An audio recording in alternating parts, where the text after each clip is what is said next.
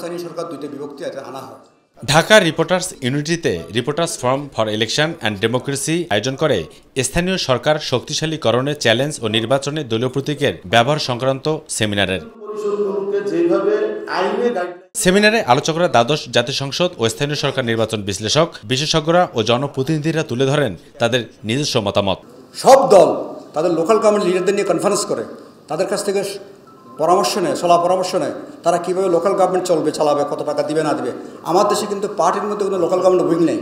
Local government নিয়ে তারা কোনো সম্মেলন সমাবেশ করে না। প্রথম ধাপে ভোট পড়েছে 36.18%, দ্বিতীয় ধাপে 37.57%, তৃতীয় ধাপে 36.24%, আর চতুর্থ ধাপে 34.33%। অর্থাৎ উপজেলা নির্বাচনে এবার সবচেয়ে কম সংখ্যক ভোটার ভোট দিয়েছে। স্থানীয় সরকার কমিশন এগুলো এবং তোফায়েল সাহেব স্থানীয় সরকার কমিশনের সদস্য হয়েছিলেন।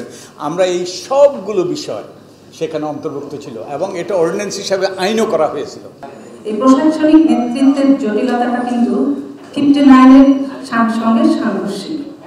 এইটাকে আমরা যদি ওভারকাম করতে পারি তাহলে আমার মনে হয় যে উপজেলার যে স্তরটা সেটা আমরা শক্তিশালী স্থানীয় সরকার প্রশাসন হিসেবে গড়ে তুলতে পারব।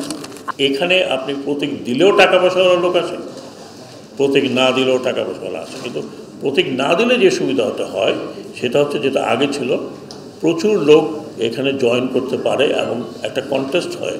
আর এ সময় স্থানীয় সরকার, পল্লী উন্নয়ন ও সমবায় মন্ত্রী তাজুল ইসলাম তুলে ধরেন স্থানীয় সরকারের উন্নয়ন কর্মযজ্ঞকে ত্বরান্বিত করা সহ কথা বলেন নির্বাচনে প্রতীক ব্যবহারের প্রসঙ্গ নিয়ে। এখন এখানে বিতর্ক আছে, যেমন আমি যদি আমাদের যে বিষয়গুলোকে কথা বলা হয়েছে সেগুলোকে আমি বিষয় যদি কথা বলি, তাহলে বিষয়টা হলো লোকাল গভর্নমেন্ট স্ট্রেংথেন করা।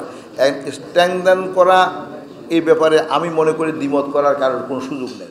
দেশে সুষম রাজনীতি এবং সুশাসন নিশ্চিত করা হলে রাজনৈতিক সংস্কৃতিকে রাজনীতি হিসেবে নয় বরং উন্নয়ন করতে হলে স্থানীয় সরকারকে একীভূত করতে হবে।